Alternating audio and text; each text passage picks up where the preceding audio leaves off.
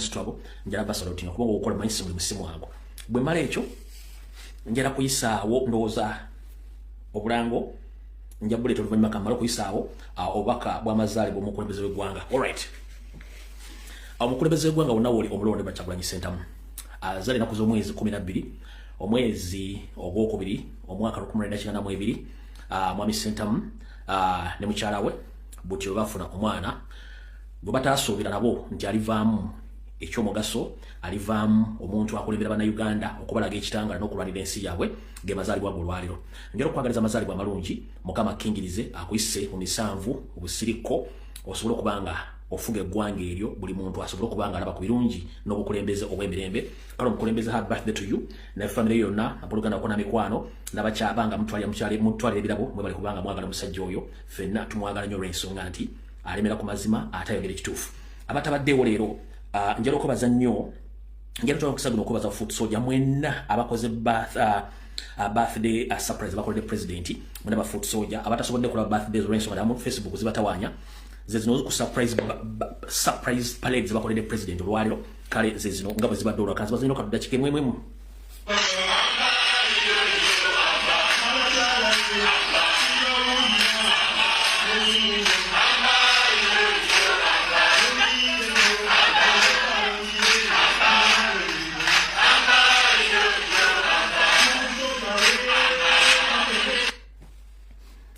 Yebaddemu ku birthday parades era neno yeno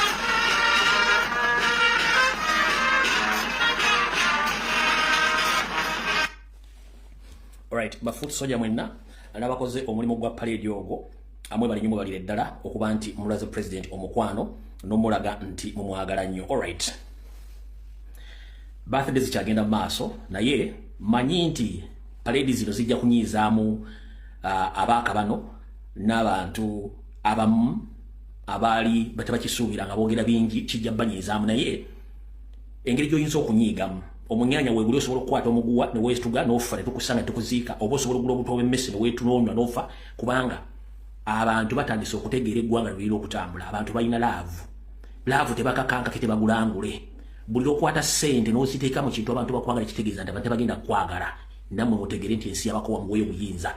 Eyo endowooza gye mulina nti obuyinza bulina kubeera wamundu nakukwata bantu kubatta kitegeeza nti ekyo mulimu kikyamu. Kale mwenna abakoze surprise birthday za president ne parade mwali nyuma balidere I salute you comrade out of the one akamisa obulango bubiri then nano kusasira kwa mirundi ebiri then tusimbule video.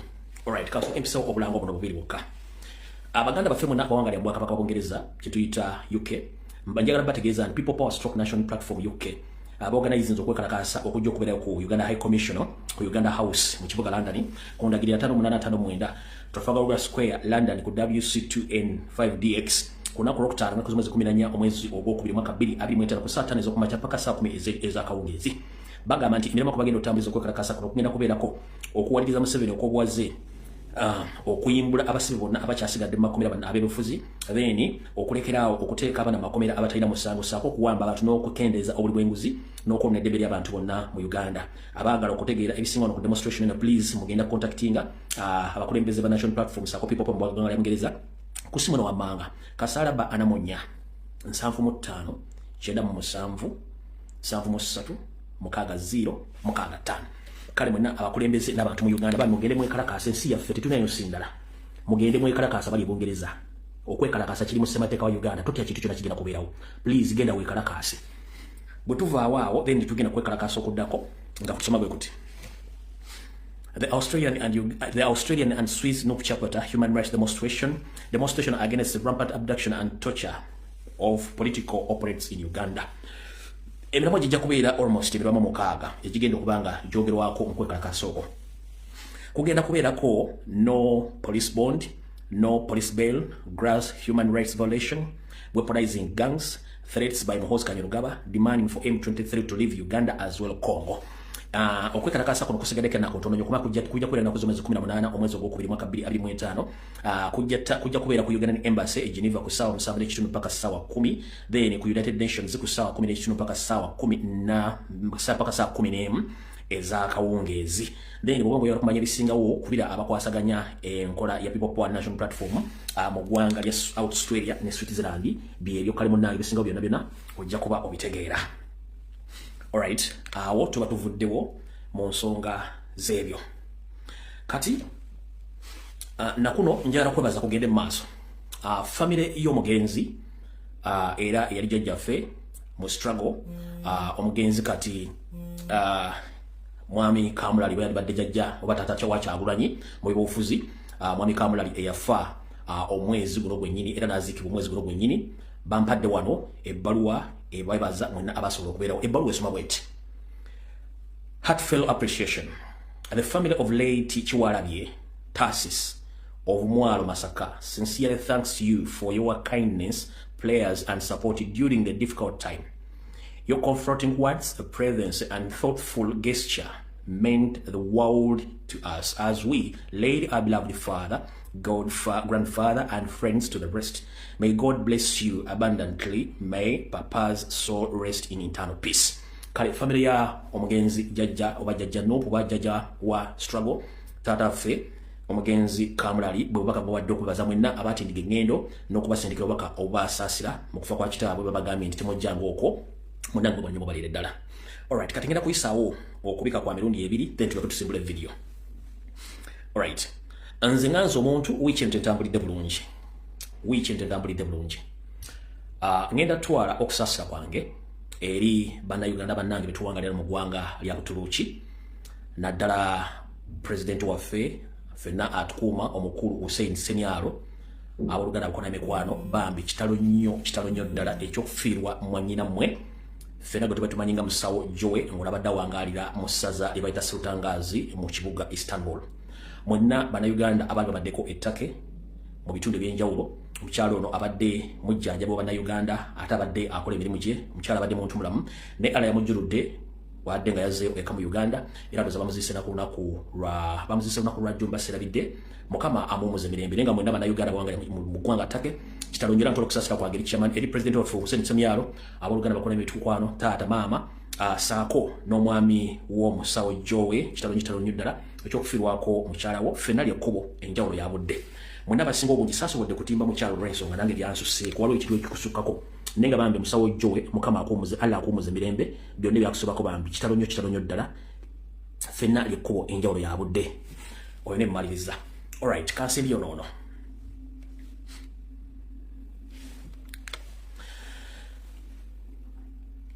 Njala otwala okusaasira kwange eri abooluganda abakola emikwano aba family ya Mwami Kateregga ng'onawangalya Mityana olw'okufiirwako omukyalawo amanyikiddwa ennyo nga mukyala Kateregga.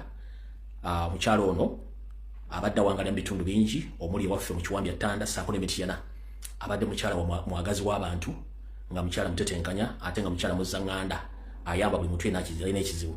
Kitalonyo ddala buluganda ekola mikwano Mwami Kateregga famire yo abaana ne mukyala Kateregga wonna woli esaazi bamanyi nti oyinza okuba nga otuwulira.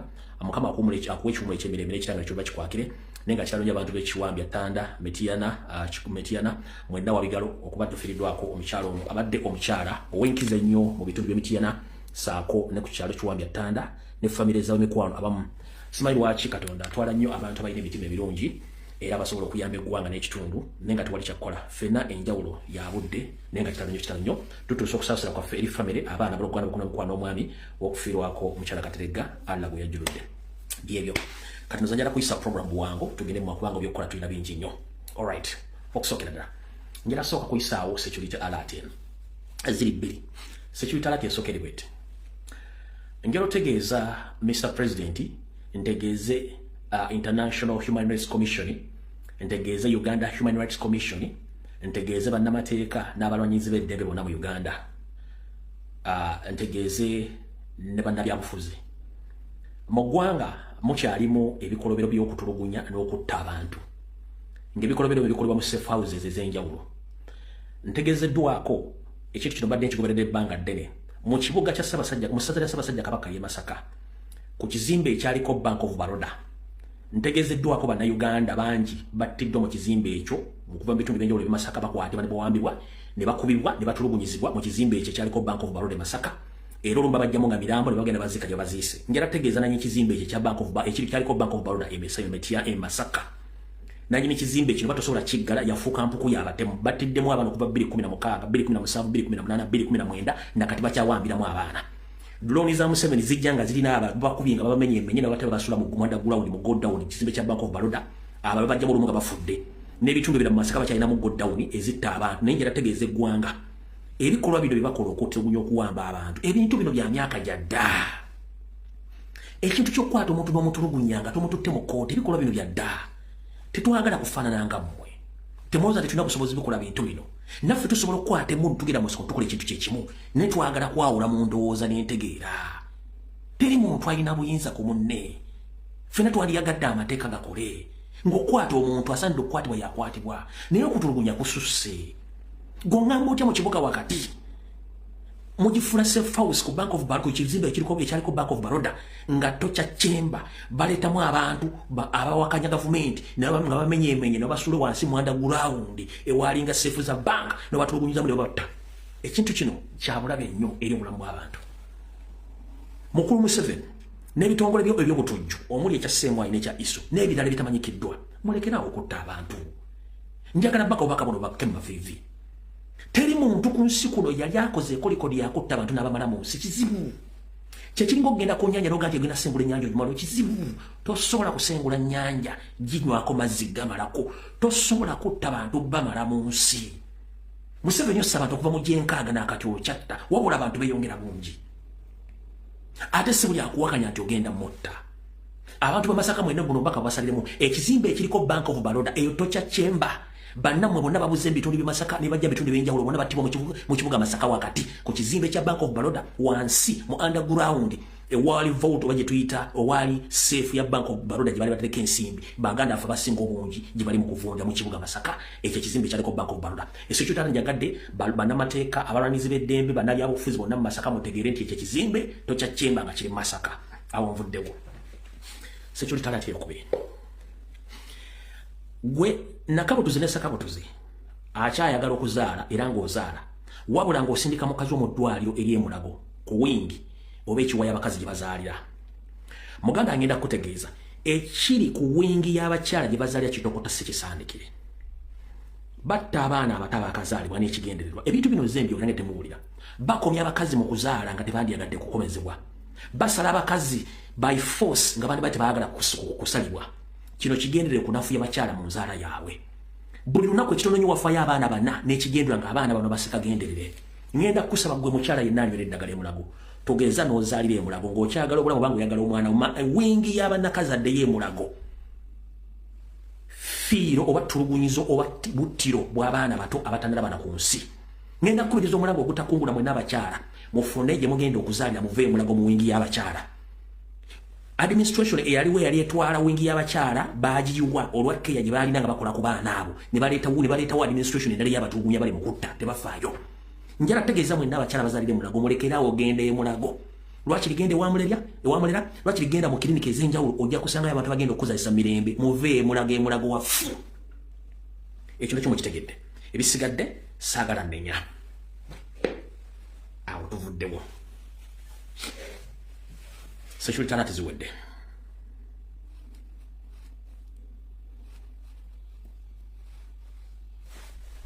All right. Kati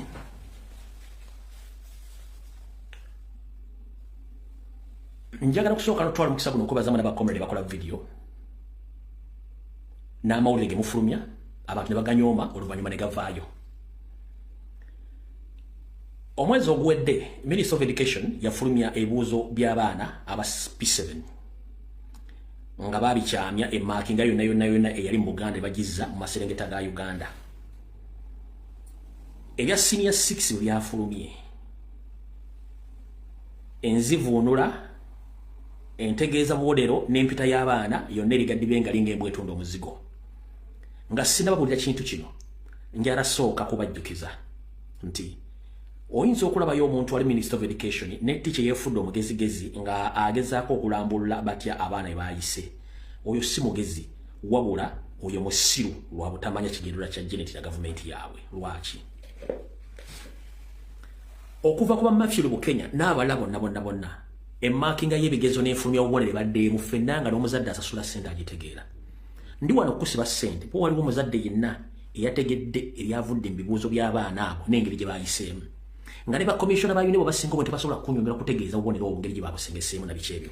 Wabula batadde obuteesi okuva ku nnyukuta E mpaka ku nnyukuta batadde ennyukuta ziringanga 6 mwe balambulira abaana engeri gye bayiseemu. Mwenna mujjukira okuva ku P1 ndowooza okutuuka ku P6.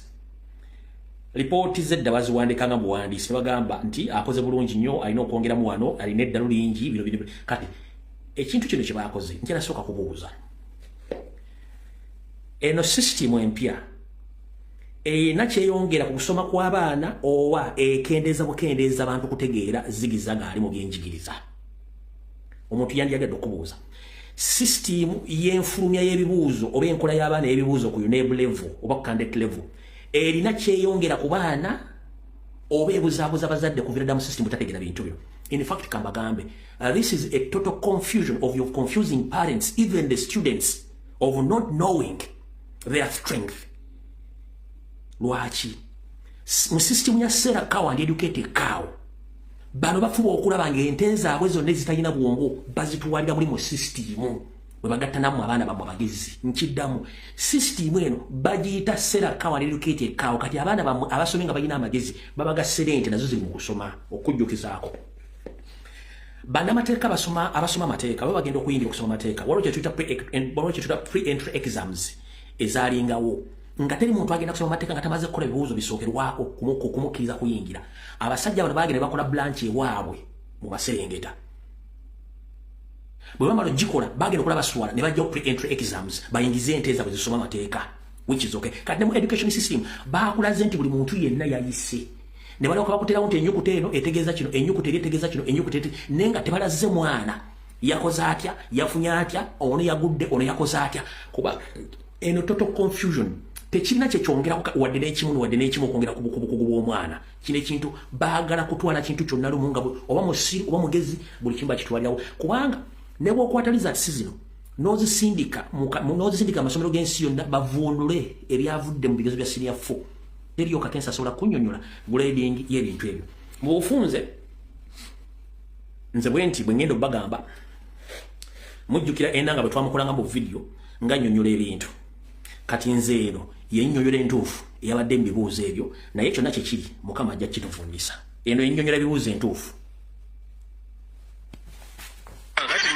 Nga nsobola okuba nga nkwasa omwami tulwadde musanze ng'akutte amazzi ne mugamba obuugi lwaki tofuna entangawuzi noba ate ng'akutte ekidomola. Kati ejjeni ente ebadde yagala funa ki endiga nemamba naye lwaki emmotoka neba ekola ki esika okuba nga ekola ki ndowooza omufunyi awo esangidde ow'ekigaali. Kati ow'ekigaali ate naye ansobedde abadde akutte lumonde ne mubuuza eddagala lye nga tolwaki osenya amannyo ki ondowooza omufunyi kati awo kunze nga nze n'abazadde abawerera abaana kati yennyonnyola entuufu y'ekizaamuzi ya senior 5 ebibuuzo byafumye ngibaddira omulundi gumu. N'ebya senior 6 bijja kujja nga yenzivunula yeno kankiddemu omulundi gumu kitegeere. Eno yenzivunula y'ebibuuzo nga byafulumye. Kati mbadde njagala mbe nga nsobola okuba nga nkwasa omwami tulwadde musanze ng'akutte amazzi ne mugamba obuugi lwaki tofuna entangawuzi noba ate ng'akutte ekidomola. Kati ejjeni ente ebadde yagala funa ki endiga nemamba naye lwaki emmotoka neba ekola ki esika okuba nga ekola ki ndowooza omufunyi awo esangidde ow'ekigaali. Kati ow'ekigaali ate naye ansobedde abadde akutte lumonde ne mubuuza eddagala lye nga tolwaki osenya amannyo ki ondowooza omufunyi kati awo. Kati zezo za senior 4 ne za senior 6 muzirinde the same version tewali kyakola. Wabula ndi wano okulagula abazadde mugenda kulaba era okubuzaabuza bagenda baleetera curriculum empya eya senior 5 ne ya senior 6 nga gwe omuzadde na in fact curriculum gye planning okuleeta terina basomesa bennyini ba trainings kusomesa curriculum eyo naye bo mu system ya Select Cow and Educated Cow balina abantu bategesedde already okusomesa curriculum eyo kati bonna abaana abatte bali well versed na curriculum bagenda ko bali out of jobs nga tebalina mirimu bagenda baga curriculum tya ku senior 5 bana bafu bagenda bunnya naye bagenda sigala nga curriculum gye bali tebagenda gitegeera olw'ensonga bapulaninga ku destroying education system kati ne curriculum gye bagenda okusoma ku senior 5 ne senior 6 mujirinde egenda kujja era mugenda kulya nga batabakola kiti bagitegeera amuza mutegedde obulungi nnyo hawo nawo tuvuddewo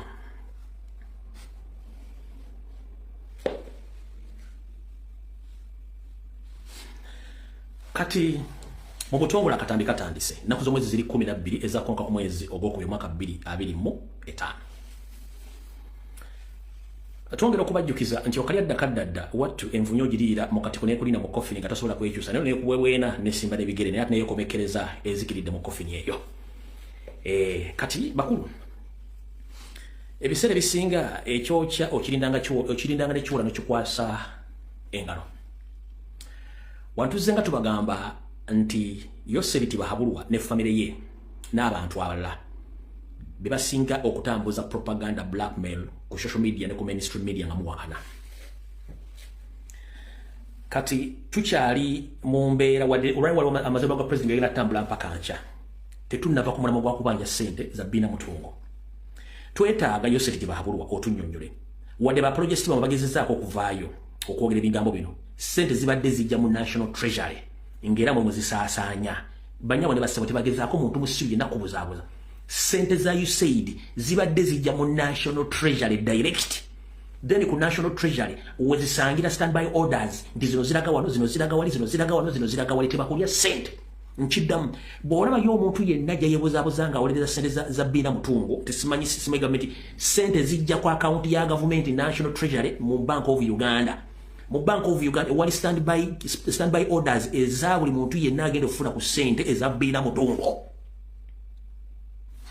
kati mukyala Janet Museveni mukulu Museveni bannamawulire abakulu ba Andrew Mwenda abayimbi muri Eddie Kenzo omuli bannaddiini omuli Pastor Bujingo n'abalala tukyayagala ensaasaanya y'essente eza Bina Mutungo ze mbaddenga musaasaanya okutambuza enjiri y'okuvuga empanka twongera okubajjukiza fokana kwaffe nammwe tekubaddewo nti waliwo abadde ayagala okusinga ffe tubadde tubategeeza nti omuntu isibako si bituufu ffe tuli ba ku luguudo lyo olw'erubaga olw'ennabunnya loodi tetuvaawa we twasibira naye mmwe nga mutuvuga mutuzza Bina Mutungo ate nga mutusiba ku Bina Mutungo ffe tuli bannabunnya loodi awo tetuvaawo we twasibira naye mmwe ne mwogera ebigambo bingi nabo April mwogera musibako buli mukye mwagala naye mukulu Abedi Bwanika Mpuuga mwenna bamabikke baani mulemeddwa okujja otunnyonnyola ensimbi zino zibadde zitambula zitya kati waliwo video gye mwalabeko ng'etambula abantu bangi badde bafulumya abaana nga batwala mu masomero ag'enjawulo ne gye batwanga bategeerayo okusomesa abaana bano embeera z'okuvuga empanka Bina Mutungo waliwo ne ka video akafulumidde ku Spark TV abaana badde babukusa bye bamu ku bibiina obadde busomesa abaana ate kano kamu mwalabekamu naye bangi nnyo abadde bakola omulimu guno so bino bagamba nti NGOs zisimese zibadde zigenda ba activists no sente zibadde zigwa ku account ya national treasury ne basanga standby order account sente kwe zigenda ezibadde zisaasaanya ebintu ebyo okutambuza ebintu ebyo twetaaga embalirira nga ndabo zisimufungize kubanga mwe mbadde mutambuza sente zino waliwo tubuuliza does the pressure increase or decreases mujja tubulira twetaaga kubanga sente ezo zamuwa musolo wa ggwanga lya Amerika twagala batunnyonnyole sente zino zibadde zikulanga ki era bani abadde bazirya mubadde mula kuva bayinza sente za USAID n'empenkoni zibadde zitandise okukendera ku makubo empenkoni z'abaana abasajja zibavuga kubanga sente bazisazeeko so kati twetaaga embalirira ate twetaaga n'apology buli muntu yenna eyavaayo n'asiba ku kibiina kya national platform empitambi buli muntu yenna yavaayo n'asiba ku president waffe empitambi twetaaga apology naye before the apology you need to explain the expenditure or the accountability of Bina Mutungo expenditure funds from USAID as a must then muliko mutu apologize if not so tugenda tandika campaign etandika okugamba eggwanga lina n'ensi yonna nti NRM basiyazi nkiddamu singa weekend eggwako nga temunnatuwambalira ya Bina Mutungo tugenda tandika campaign egamba nti NRM basiyazi era kibiina ky'abasiyazi quote me well nkiddamu ffe twagala kintu kimu accountability ebisigadde bye bagge ne balezibia we are concerned about that twetaaga accountability bani abadde beneficiary ba sente ezo mu government ya National Base Movement era bamutatuwa accountability na apology tugenda kulangira mbutongole nti ekibiina kya National Base Movement basiyazi okuva kwa kikulira waggulu paka kwa sembayo ayira mu office kebere parliament banita amongi vayisiwe mwenna tugenda balangira ko utalo ati mwele mutade ku national platform kyembagambye nti okali eddakadda dde munyogera mu katiko n'ekulinda mu kofi n'ekugwebwena tugenda kulangira kibiina kya NRM okuva waggulu mu muki okuva mu refugee camp y'Entebbe ne Kampala mwenna muli basiyazi ate nga part of your family 99% bonna bavuzi ba mpanga which is okay naye omuzeeyo gwammwe lwaki mbadde mugusibanga ku bantu abatali bamuze okwo lwaki mubadde muddiranga omuzeeyo gwammwe ne mugusiba ku bantu abataguliiko waliwo akasajja kalina envi nga nekyakakajje tukamanyi bwanika najja n'aleekaana nakino nkiddamu Ssaabasajja Kabaka nsaba okuloopera nti rediyo gye tuyita ey'obujjajja saako ne telefayira gye tuyita ey'obujjajja zino zombi zikoze nnyo kyamaanyi nnyo okupromotinga puroguramu y'okuvuga empanka mu Uganda era nga bakyaza nnyo omusajja mukulu Kinvinvi atamanyikiddwako buvudo Abedi Bwanika ne banne okujja okuvumirira n'okusiiga ettoomi abasajja Abaganda abamanyi nti bo batondebwa kuyita ku luguudo Nnabunya ng'abaga nti bebbiina mutungo. Ssaabasajja Kabaka tukusaba n'obuwombeefu bw'onobanga omaze okugoba mayiga emmengo buli mukozi yenna ali emmengo naye afulume mufune abantu abasobola okuweereza eggwanga lyonna nga tebawuddemu nti Buganda kubanga radio CBS BBS zonna zifuukidde bannayuganda ekizibu nga batambuza emboozi eya mutongo bbiina kati ekyo kikiwedde sagala kirwako bano abaana bano bonna temulowooza nti babatwala kubasaddaako batonda abasinga obungi babeera babasomesa mizeejo bano kulira ekikeeseza olwaleero poliisi y'Ebukomero mu disitulikiti y'Ekiboga wamu n'ebambega ba poliisi Nansana bagudde mu lukwe lw'okukusa abaana okuva e Nansana bwe bakutte yeeyita omusomesa Nakayima Jessica oluvannyuma lw'okuŋŋaanya abaana okuva ku bazadde baabwe ng'abasuubiza okubasomesa ku bwereere mu masomero ga Apostle Alex Mitala.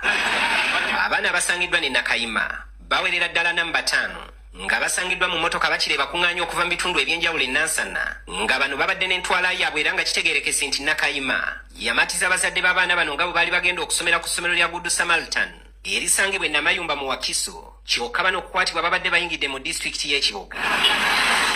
Poliisi okutuuka okukwata bano yatemezeddwako abazadde b'abaana ababadde batwalibwa oluvannyuma lw'okufuna amawulire nga ku ssomero gye babadde bagamba nti gye batwala abaana okukabatema nga bwe babadde bayiseewo emmotoka omubadde mutambuzibwa abaana bagikwatidde Kiboga era poliisi etandikidde ku ddereeva Muwanika Alex kyokka ono yewozezaako ng'agamba nti ye yapangisiddwa kukola mulimu kubaanoonya ssente. Mukyala yankubira essimu asimumanyi n'agamba njagala kupangisa ku motoka yo kubanga mbigode motoka erina akatanda nemubuuza nze omanyi tatamanyi n'agamba waliwo apadde enamba yo musomesa lwebavugako biibuko nte nemugamba tugenda wa nambuli esamaitane esomero gye tugendako. Oluvannyuma emmotoka ezziddwa e Nansana abaana bwe babasuzizza kyokka nga Nakayima awoza kimu nti mwoyo amulabikira namuwa ebiragiro by'okuyamba abatalina mwasirizi era ng'akalambira nti abadde abatwala amasomero ga Apostle Mitala nga n'ekyokukusa abaana akyesammula kyokka gy'abadde agamba nti gy'atwala abaana bamwegaana. Olina omutima lwakuba nti gulabikira mu bikolwa njagala abaana basome abange bokka balime kubeera nti be basome. Okikwata n'okikuba empini kivaamu amannyo gakunkumunga kasoli w'empeke ono ow'omunnandi n'okikuba nekivaamu amannyo musime ndabikirwa okuyamba abaana kumanyi ensimu gy'onoonye ensimu gw'olabikirwa singa olabikwa ne batutunula ng'ekyangu ekidaadago mukazi gwe kyawandikibwa mu bayibuli nti omuntu alabikira awerera abaana asomesa abaana nga batwala mu balesiyaga mwembwammwe kwena otulula ng'ekyangu ekiganda kati bwa Apostle Mitala mwezo kyaki zammwe zino ezigudde obugwe ng'ensenene z'omugwokuna ne mugwokumi mutwononedde abaana b'abantu mwe mutwala abaana abandi mubatandika obayigiriza okuvuga empanga kubanga sente zibadde zijja ndabikirwa okuwerera mu bayibuli kyawandikirwa ludda wewe n'otunula ng'ekyangu ekiganda ekiweddeko empagala sankikuba nkibamu ne gakunkumukanga bugundi buno kasoli w'obujuzi n'empeke za kasoli z'omunnandi bino mwe awo tuvudde mutegedde ensi bw'etambula fe tujja bonga information bukimu kitegeere. Alright, kati katugende ku nsonga eyatuleese enkulu.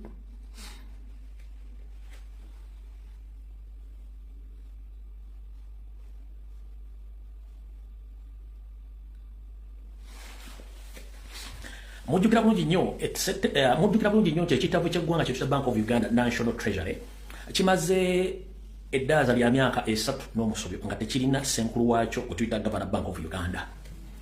Mu nnaku ntono nnyo gye zifuddeyo katono ng'amaze okubeera emivuyo gy'okubulankanya ensimbi sente zagenda e Japan eziva e Japan zigenda e Bungereza ne wiiki ewadde sente zadde zibulankanya ne zigenda monita zoogeddeko ne basirika. Mujjukira Yoseri kye yakoze nabagamba njagala munkwate bulungi nnyo. Yoseri talina muntu gwawa mulimu nga tamaze mukozesa nsobi oba mukozesa kyayagala. Kansule mugobera bulungi. Yoseri talina muntu gwawa position oba kifo nga tamwesiga nti agenda muzanjira omuzannyo gwe agotereze alukamu omulimu oba nga alina kyamusuubiza. Bwe najja nefunye information y'okunyaga Bank of Uganda nababulira amannya agali emabega. Waayitawo ennaku 7 nga basose kwegana oluvannyuma n'akimakiriza ne kijja ne mu parliament. Mujjukira omwami eyavaayo n'agamba nti sente ate zadde tugenda kusasula World Bank IMF ate ne twesanga zigenze Japan eziva Japan ne zigenda e Bungereza. Omwami mujjukira vano yogera ebigambo ebyo kati gwe balonze nga Deputy Governor Bank of Uganda. Oluvannyuma lw'okuva n'ajjayo obwenyi bwe n'ayogera ebigambo ebyo ng'adifendinga Museveni kati gwe balonze nga Deputy Governor. Kati ne badira ngolondako gwalonga Deputy gwalonze nga Governor wa Bank of Uganda. Sorry, gwalonze nga Governor Bank of Uganda. Naye nga y'omu ku badde balina okubeera emabega w'emitala w'amayimbwa.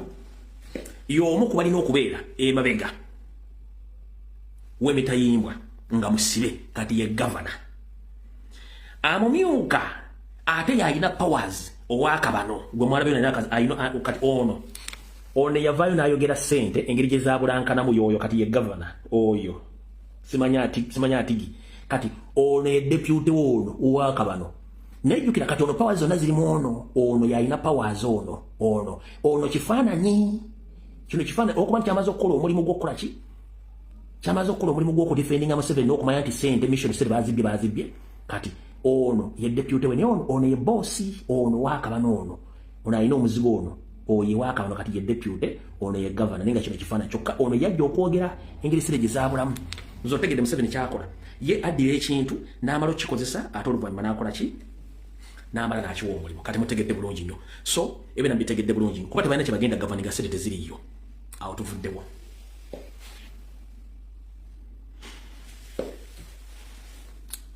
Project gye nabagambyeko ey'okukwata abavubuka nga babakuŋŋaanya obutagenda kwekalakaasa ng'akalulu kawedde oba nga tugenda mu kalulu ffe kituba tuvuga ekya protest vote.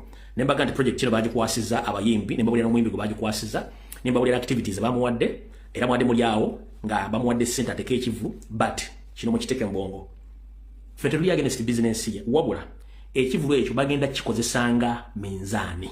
Njagala mumpulirize bulungi nnyo omanyi nze mbasookayo nga maze bawa information. Ekivulu ekyo bagenda ekyasooka ku Africa namule bakijjayo akirigeka ne waakabano kati baagadde bakiteeka erugogo NRM egenda kusomba ne bana police barracks military barracks zonna baziyomu nga ziri muri erugogo mbolo bakube bajjewo ekya King Saha kino mumpulirize bulungi nnyo mujja kiraba bagenda kusomba abamagye aba police ba NRM kadazi nabo bonna abayiwa mu kisaawe kishibire kikubaga nti ono kati mwena yabasinga ekyo mukiteeke mbongo olwenda kuzo mwezi ziri 12 mukiteeke mbongo bagenda kuleta ba police baleta abamagye baleta ba NRM kada bonna abayiwa mu kisaawe ekyo kati nga kibagala okukola kujjawo show ya King Saha nekira bakikubise nti opposition show ya muyabaddeyo ate wa NRM leaning yayina kati record zitemu cyane kye mutugamba ndoza mukitegedde bulungi njala statement mukitegedde bulungi nnyo. Omanyize mbasooka maaso nga temunnatuukayo kati mbawadde ekifaananyi mbagambye sho gye bategekera erugoge yegenda okuddako yo nomuvubuka sho bali against opposition gye bagezaako bagenda kusomba amagye poliisi bukiba kiwe erugogo n'erugogo yonna walikwatirira yonna n'emiti bajja gimenya bapakire then baliko bagenda nti NRM as usual ewangudde kitegeeza ne record ya King Saha bagijjeewo omuvubuka ekyo bagenda okukola. Kati mu project gye nabagambye ey'okutwala abaana okubateeka ku biiki okubagamba obutalya obutayingira mu kucyankalanya gavumenti bw'okwekalakaasa bayongeddeko project y'ogaba ssente mwagirabyeko bulungi project y'ogaba ssente kubanga alina kyakoppa naye kyalina kyazima wikizoke buli muntu nenze njagala bategeeza ebintu ebigenda okujja mu maaso mbitegeere bulungi nnyo kino mwakirabyeko bulungi nnyo nga ssente bazigaba ekyo nakyo mwakirabyeko bulungi nnyo.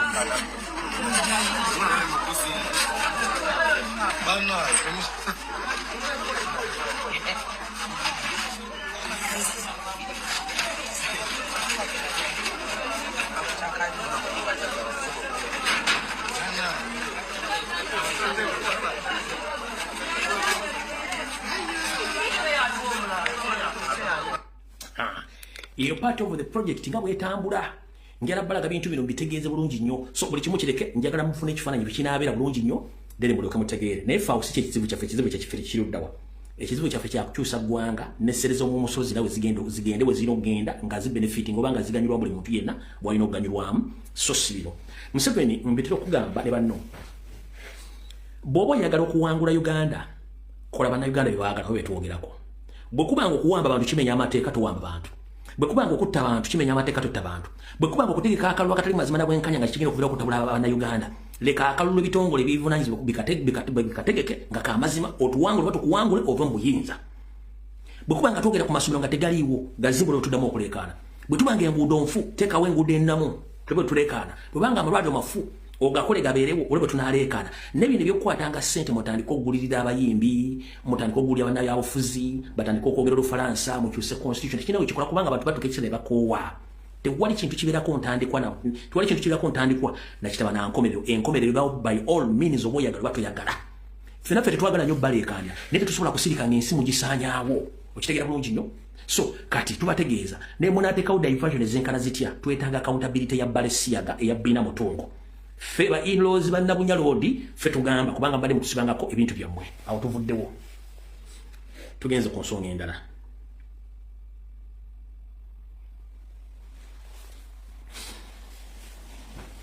Kati njagala mumpuliriza bulungi nnyo.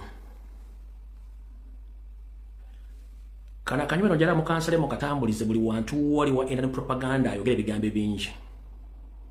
Ku biki ebyavudde mu kugaba kaadi. One. Naze ne bakolera ka video ne mbagamba nti amanya genda basomedde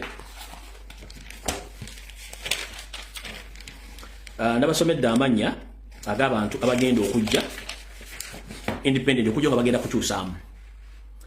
Abantu bano basinkana Nansana ku lunaku lwa Sunday nga balina kusinkana Demapuga wabula ne basinkana Lubega Mukaako.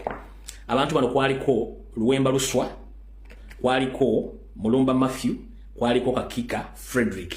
Bano basinkana basajja basemwa na ba iso nga babagambye tibakiriza ebivudde mu kugaba kaadi bo bagenda bafandinga bajjenga ba independent. Ekyo muyinza okirabako very soon nga bwe nabakibagambye. Naye ebisinga obungi nja kusinzira ku statement bo bano benyinza bagenda okukola. Bongera information ku bintu ebyennyini nga birina okubeera. Njagadde kati bawa ekigwalo gikya information ebalaga nti abantu bano bwe kuvaako omunaga nti ajja independent omanya nti mpuuga ya mulimu era buli kimu yalimu kikola ku nsonga ezo. Kati wano wewali okulena okwomesa wano. Bajja bali basebo mwenna. Buli omu gyali mu Uganda. Amanya gayinza lumbuya.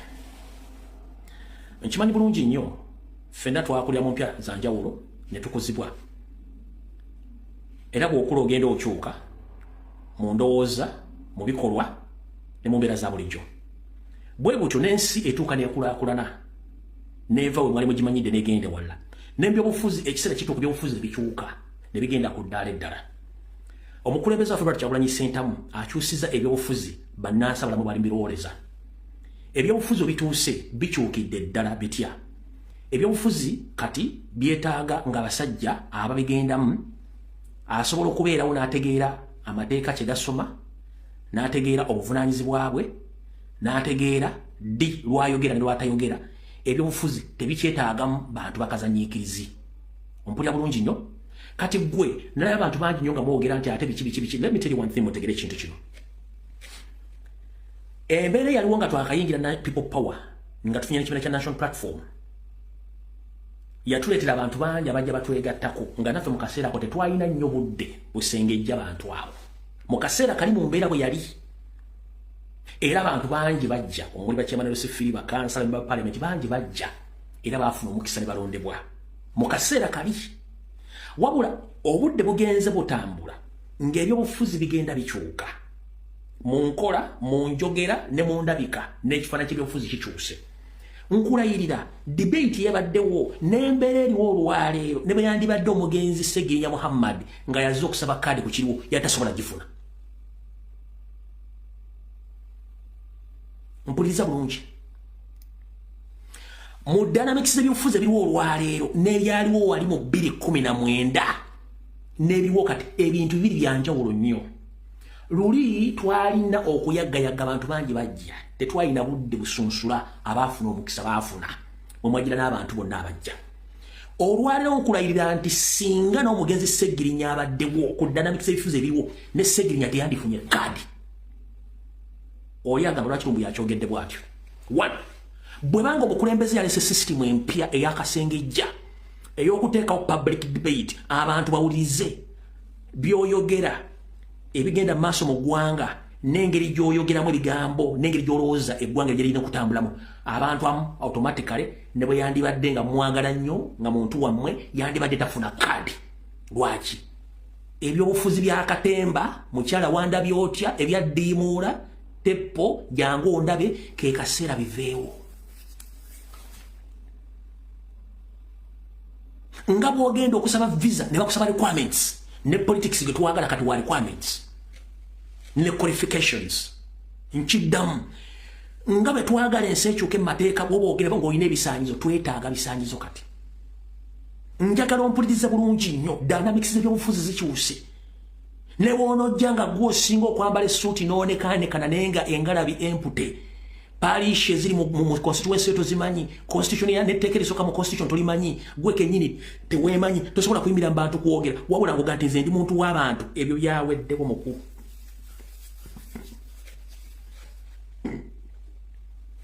mpulya bulungi nnyo kati mwenna ba online propagandalist aba DP bloco n'abalemi b'obufuzi abatasobola dde okukola akabiina akanywa obuugi njagala mukendeeze ku bigambo ekituufu mukimanyi nti baddiikula by'obufuzi ya ssawa kujja baddiikula by'obufuzi nga tufuna abantu abagenda okwebira ng'asobola okwogera ensonga lwaki nawuliddeyo nga baga nti twakimanya nalukola nafuna kaadi kubanga lawyer no it's not all about someone being a lawyer no lwaki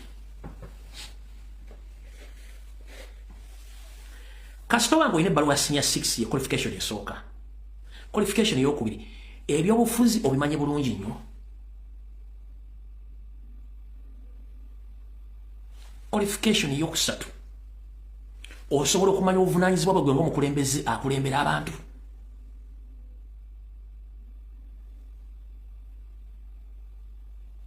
abantu bangi bakola ensobi mmwe ne muzirowooza nti omukulembeze akoze kino kankikugamba olwaleero member parliament yenna obuvunaanyizibwa bwe mu parliament kuteeseza bannayuganda bonna in fact kansooke kugenda kino kitegeere member parliament bamulondera mu constituency nga bamulonzi wabula baba ateesa byateesa byonna abiteesa nga abiteeseza ggwanga lyonna kubanga bwagenda okukola etteeka oba okuleeta ekiteeso tekikola mu constituency ye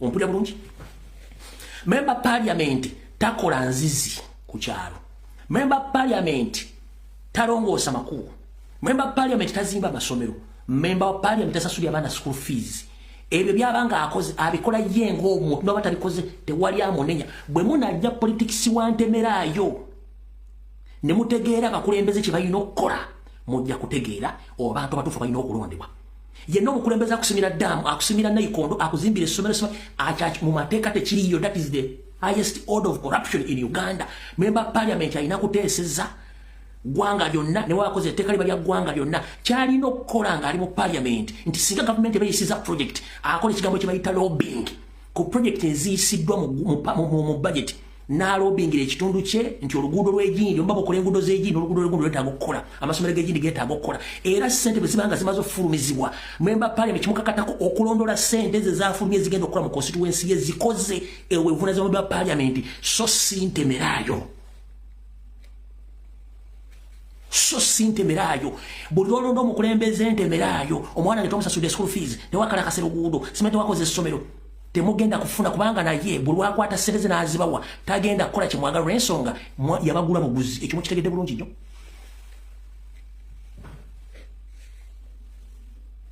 omugenzi Honorable Seggirinya ebintu byabikola yabikolanga ye mu kwagala kwe ng'omuntu tebwali buvunaanyizibwabwe nkiddamu whatever let Honorable Seggirinya did to Kawempe na South Lindako whatever Honorable Seggirinya did in Kawempe in his constituency he did it on his behalf or for the love of his people but that wasn't his responsibility tewali buvunanyizibwabwe byonna honorable Mugenzi Segirinya byakola binakolebwa gavumenti ya Museveni kubaje mu omusolo tewali wa omuntu yawa Segirinya musolo teri omuntu wa Museveni teri omuntu wa member parliament musolo omusolo mugusasula genda revenue authority negenda Bank of Uganda Museveni nakosebiri muje mwino obukuze zino zikoyisamu so si member parliament ngera mu kitegere bulungi nnyo webale nnyo Kawempe North byonna honorable Segirinya byakola nga yabikola olw'ekifaananyi kyalina nti gavumenti kyerina okukola so si ye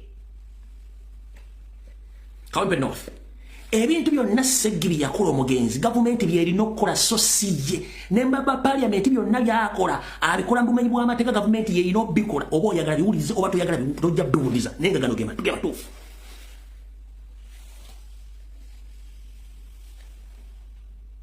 yabikolanga ye mu kwagala kwe ng'omuntu nebyakola gavumenti yerina obikola ogo yemusasula omusolo tewali mba parliament gwe musasula musolo ompulya bulungi nnyo tewali era kimenya mateeka nekyakola kyennyini kimenya mateeka yebanguza agulirira abalonzi kati mbagambye dynamics z'ebyobufuzi zakyuse olwaleero ne bwe yandibadde Segirinya nga yeetabe mu debate eyo abadde tajja giwangula singa abadde talina qualities na qualification zijja kuyimirira katuuti ako era yandibadde ne best qualities ne qualification yabadde agenda otwala kaadi eyo eya Kawempe North that is it so si tinzo Omugenzi namunazanga namusenyanga amannyo namwambazanga yampalukiranga zinagulanga airtime nekola communication ku social media platform that is total nonsense sibuli ajjanja mulwadde nti yamusikira no that was a public sympathy wali olina okufuna that bakita sympathy nti so nkujjukiza nti ebyobufuzi bya leero bikyuseemu kyobula nti baddiikule bali mu kuleekaanira national platform nti ekyusizza ebuusa abantu baayo nchidam badikule ba NRM mu opposition abalumba nopo ne Kyagulanyi nti Kyagulanyi abuusa abantu mwe temuna kitegeera Kyagulanyi abuusa abantu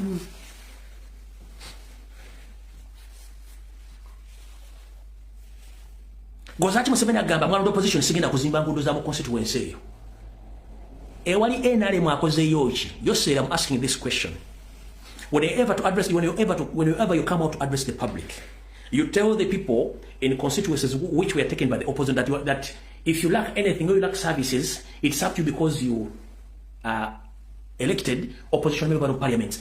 If I may ask, what have you done in those constituencies which are represented by National Labour's Movement MPs? Kichokozeyo. They want nothing. Kubanga muli babbi. So njagadde kibagamba olwaleero dynamics z'ebyobufuzi zikyuse. 2019 mpaka 2025 olwaleero. Bw'oba tolina qualities ne qualification nga tomanyi mateeka na buvunaanyizibwa MOP togenda kufuna kaadi.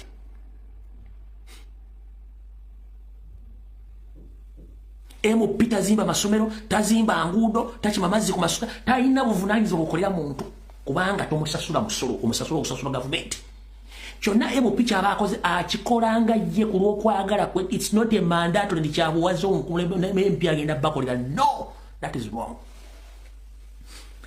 So kati mwenna ba propagandalist ba NRM abali mu opposition mbusimanyi chichichi njagala ombulire kumwe ekibiina kya makachibe kya NRM mwali mukozeeko public debate oba mwali mutadde akasenge jja akasunsula abakulembeze tekaliwo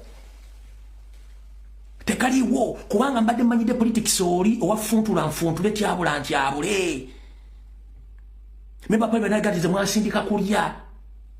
Oh, that is a treasonous statement. You have kubera mu komera. Tewali yakusindika genda kulya kubanga olina amakago wali esefulia n'envo so oluguleva mukatogera n'olya so siko ogenda mu bantu bigo bya kisiru. Whoever comes out and that you voted me to go in the parliament to eat, that is total nonsense. That is a treasonous statement. Tateekeddwa alina baga mwantu makubateeseza kikyeesiteesezza. Ontegedde bulungi nnyo so kirina okuba nzo mukitegedde bulungi nnyo olwaleero. So kati mwenna badde bagamba simanyi twategedde kino. Please, first and foremost, Baba parliament aba NRM n'aba FDC oba ebirudde oba Katonga oba eno ekundajjana nkumi, please njala bagamba ekigambo kimu. Buli muntu mind your own business. NRM propagandalist on mainstream media and on social media, please mind your own business as we do mind our own business in national platform and people power. For us, we are less concerned about your selection on any political level. either based on S1, S2, we are less concerned. For us, we minding our business. If I may ask, why is it that so painful to the NRM bloggers and propagandists? Whatever happens in national platform, it becomes a problem to you. Lwaki ebirimu nobye tukola bibakwatako nnyo bibaluma nnyo lwaki? Lwaki ogenda okulingiza wannayiba otandika okuwuliriza amaloboozi agavaayo nga bayimba emmisa y'ekiro? Lwaki olingiza gwe tolina woogi osobola okuyimbira emmisa? Tulina tuyimba emmisa yaffe tutendereza Mukama Katonda otaddeyo okutuwuliriza. Kyokka nga ne wooyi osobola ogenda n'osabira emmisa naawe n'oyimbisa by'oyagala. Mutuleke tukole bye twagala namwe mugende bibira bye muyimbise emmisa zammwe teri agenda banigako. Wabula mwanu buli kaseera nnopu lwaki muwunyirirwa nnyo ebitase bye mutateekeddwa kuwunyirirwa? Ekibiina mukireke kikole ekirina okukola namwe mukole ebyammwe. Kati ng'omwami ono mbadde saagala muzannya naye kamala omusomesaako lumwategeere omwami ono mumuwulize bulungi nnyo. Mumuwulizeko omwami ono.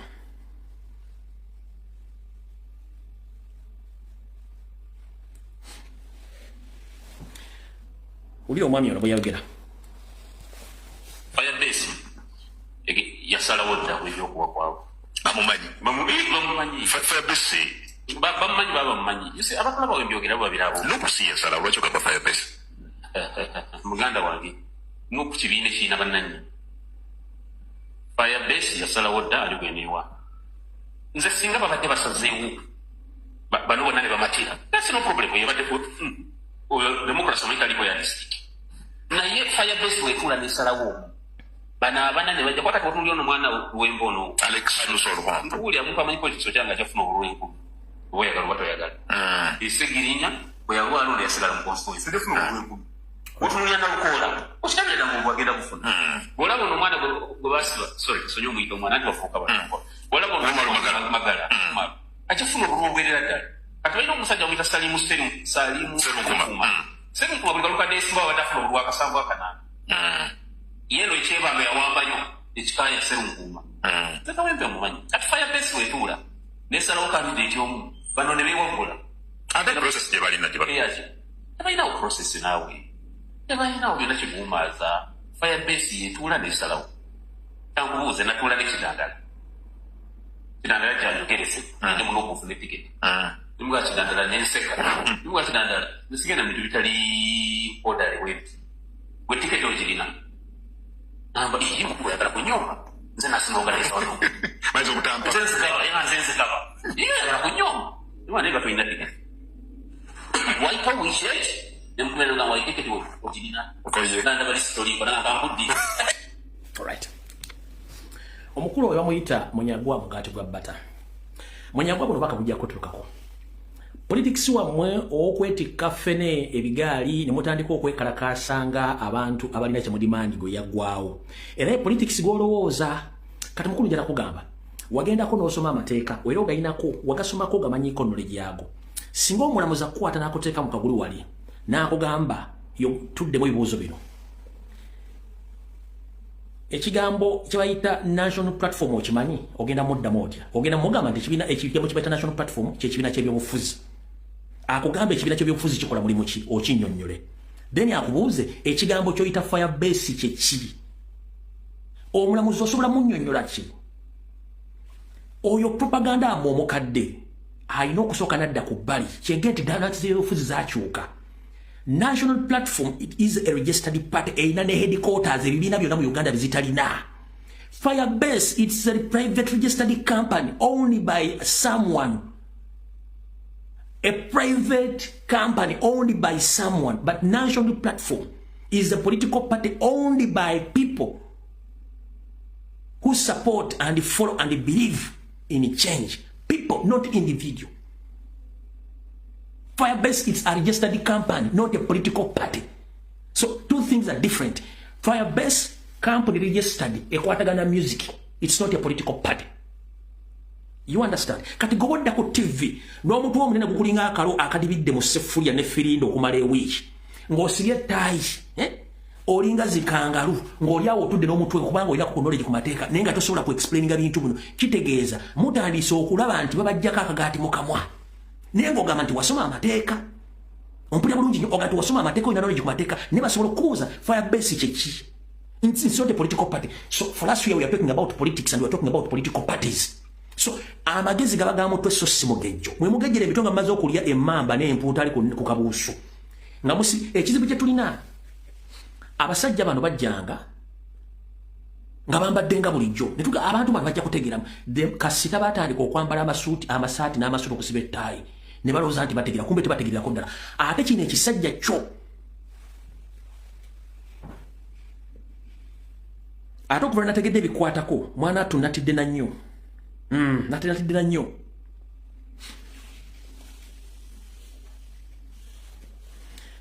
kati omwami ono yeeyita Mubaraka Munyagwa Mugaati gwa Bbata omwami ono azaalibwa Ibanda era istola asoma tibazadde bona balumbi ompuya bulungi era nga taata we Kayibanda John gano ge maka gaabwe nenga amanya yeeyita Mugaati gwa Bbata Munyagwa awo ge manyaga ge maka gaabwe Ibanda ge maka gaabwe gaabwe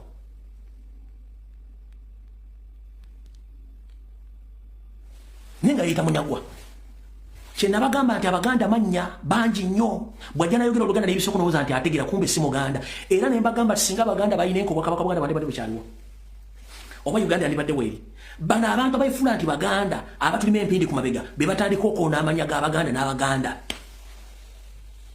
ne kati yeeyita mbu yasoma ku mateeka katono nnyo politics wa buli wakazanyikiriza agenda gwako batandika omusajja ajjawo ddiiru yaffe mukulu Munyagwa njagala kutegeeza ebintu bibiri Firebase it's a private registered company National Unity Platform it's a registered political party of all Ugandans who are seeking change. Those are two different entities. So never ever in your lifetime to come on TV or on radio station and start fooling people that you know about politics. These are two different entities. Firebase is a personal private registered company. National Platform it's a political party. Kibina kya byabufuzi kya bannayuganda bonna baagala enkyukakyuka. Gw'olwokuba nti katoli aga naaga tomanyi wawoogwa ogwa najja na nkumbi oba ogweno katonga wasigala aga naaga tomanyi mukulu mukendeeza ebigambo naawe kennyini olobera ku podcast ne batandika okubuuza ebibuuzo nga tosobola kubiddamu ogerega bugerezi kati kyekizibu kyemulina kubanga temusobola kola ki kudiscussinga political matters bwe busibo mulina sodozo tetegedde bulungi nnyo mukulu so yenna ali olowooza nti bano abasajja bategeera tebategeera bw'oyagala okulaba omuntu waka akabano muwe microphone otandika omubuuza ebibuuzo kasi tatandika okwogera ebitakwatagana ng'omwe tubuuza ototuka bano oli muvuddeko katugenze ku nsonga endala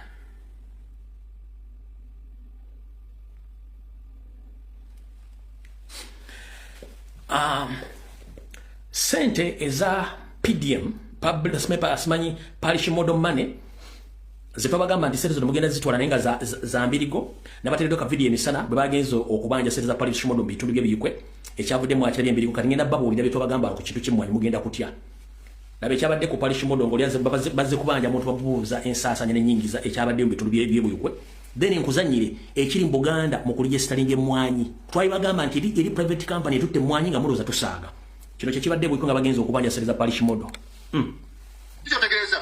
Alikwangaliza kuruana. Akoze kuruana. Akoze kuruana. Akoze kabisa. Hapana. Hapana.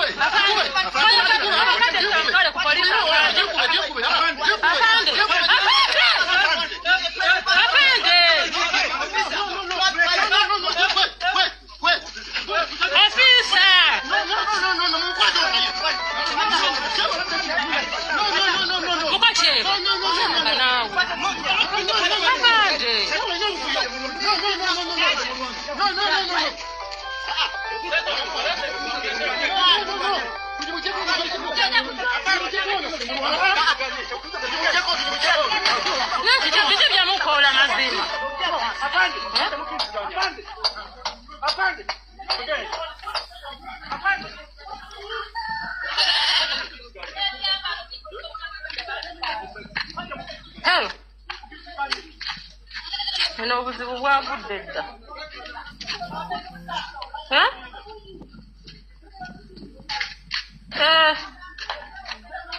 Obuzibu bwagudde dda. Yengo muguwa sigula banza.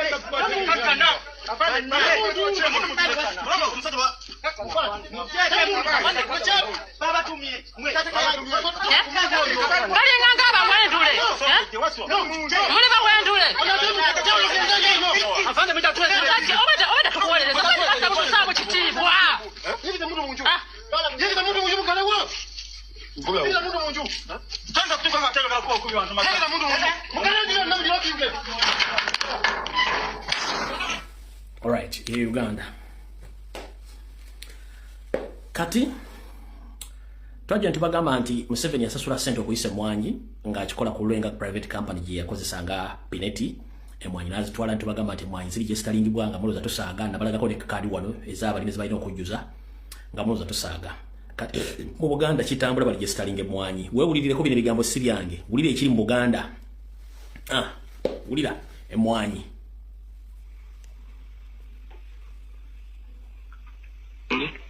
Oyo tumu kaguzi.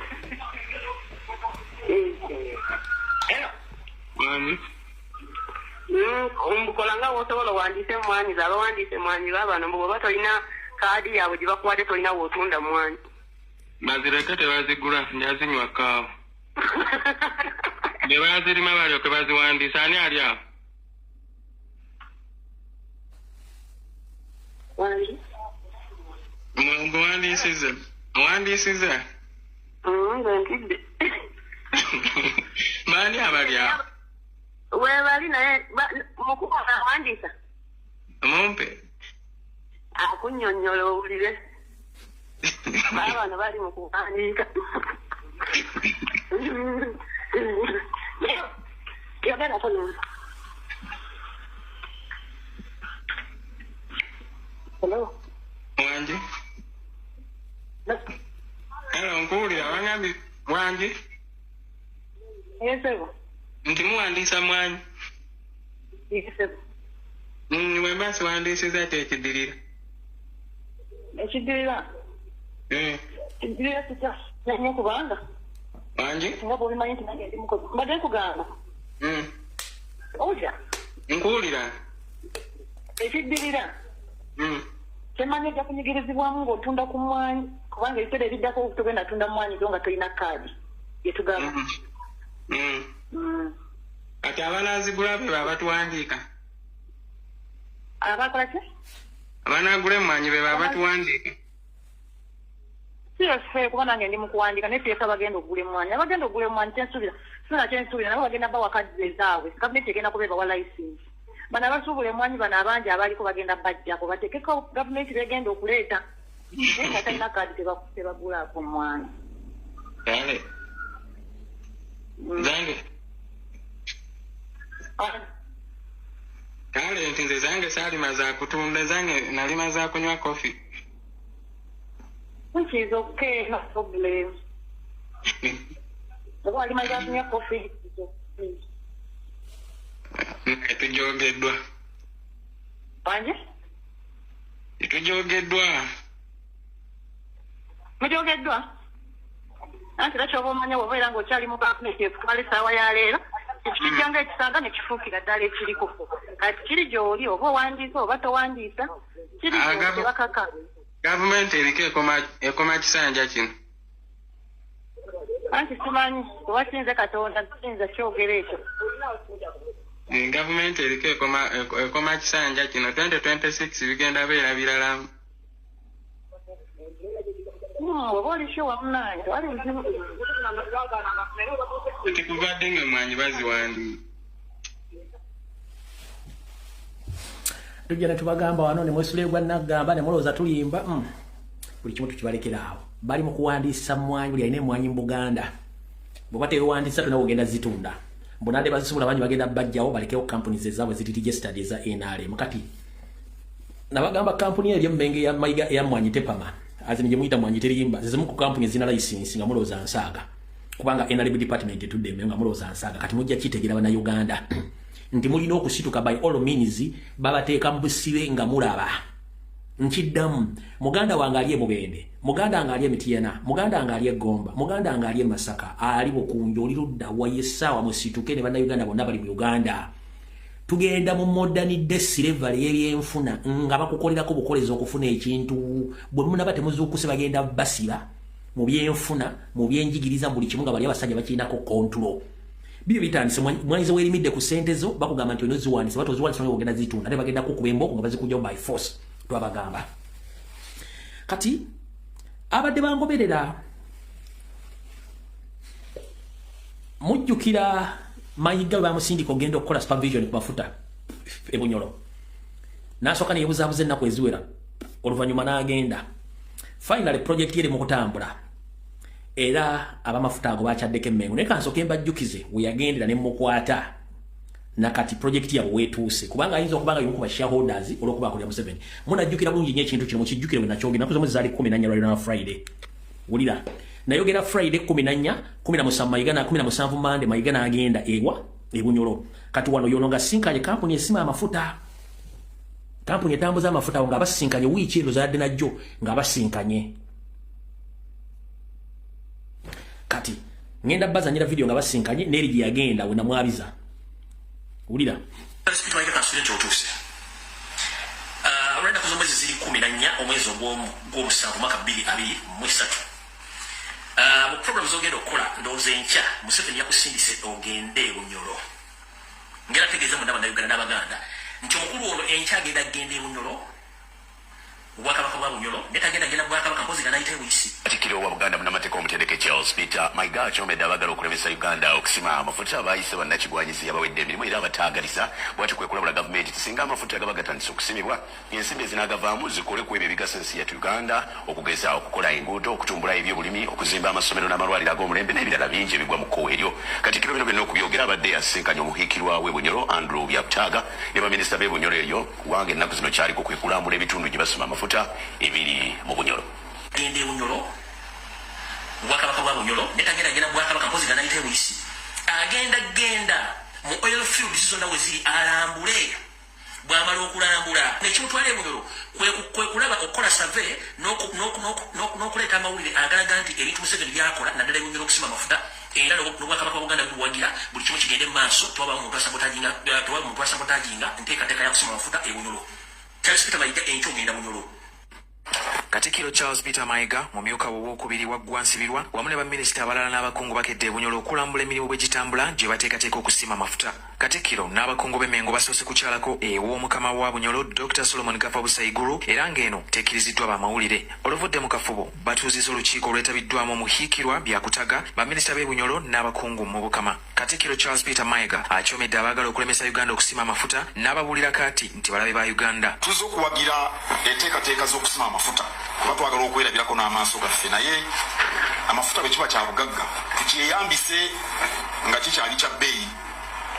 Aboogera tetusaana kusima amafuta oba tetusaana kuzimba mudumu bafaananako Omuganda kyagamba nti anaakumma enswa nti toli omulalu.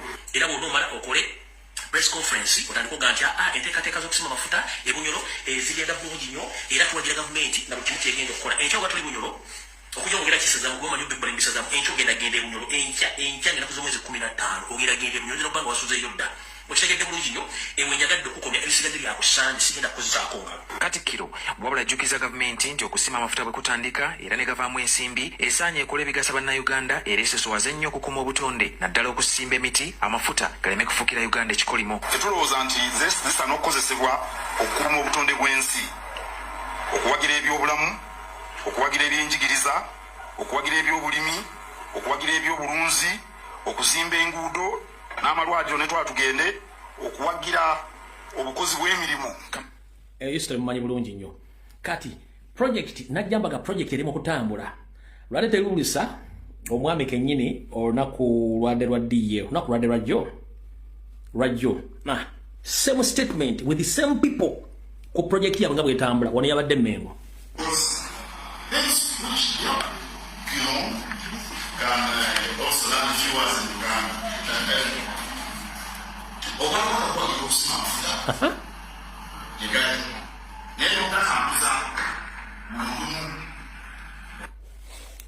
Obwakabaka buwagira okusima amafuta gigali midumu.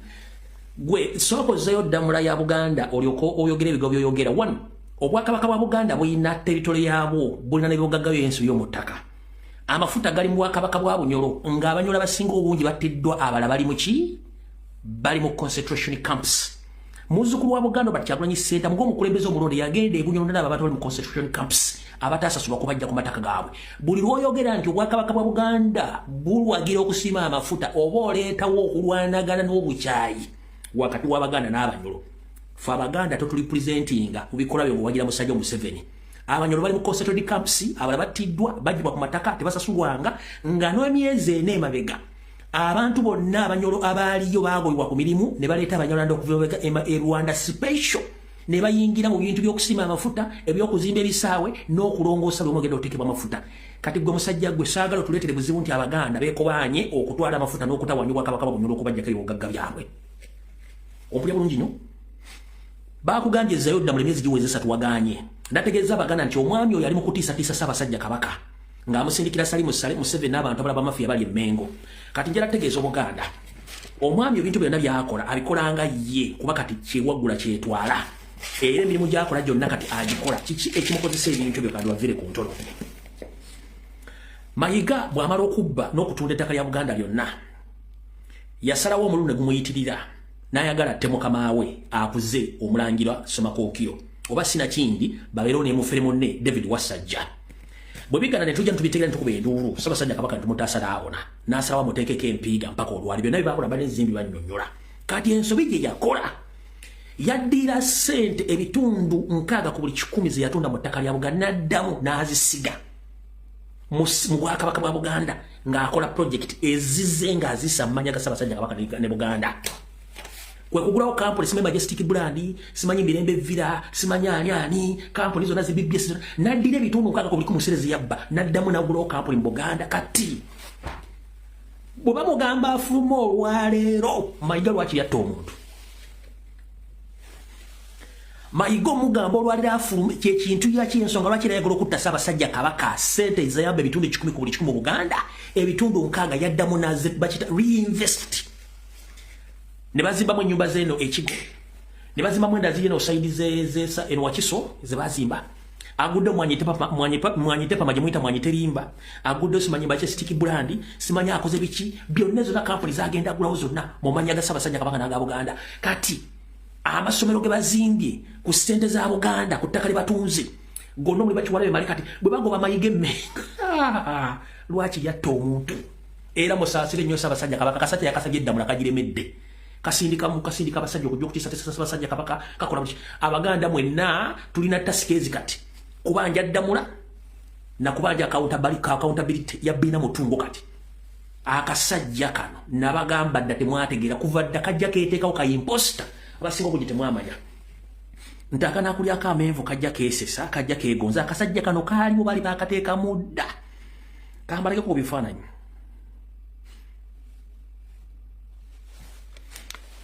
ndowooza mukalaba kaali kajja dda nga bakasigamu kayita mu tteeka yakwogera nakweyita kannamawulire ka professional journalist kaako baali bakasigaasiga mudda okalaba n'obugalubindi bwako kuva dda kajja keeteekawo nkabalaze nno mutegeere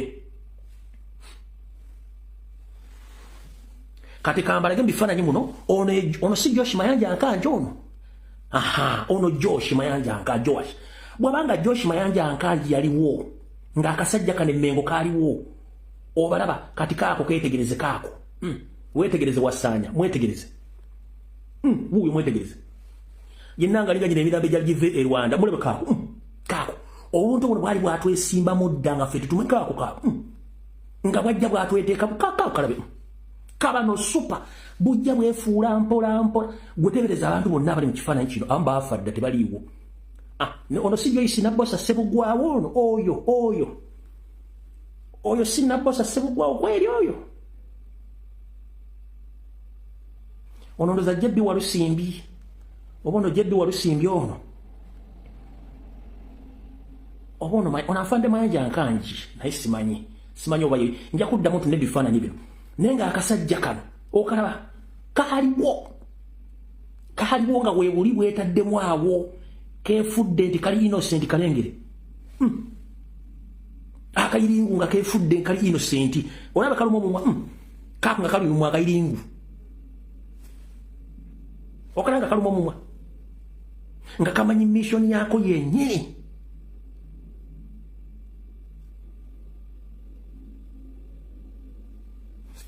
obuntu buno bujja ne bwefuula ekintu kye ne kajja ne keeteeka ewantu ne kalaaza nga mmwe temumanyi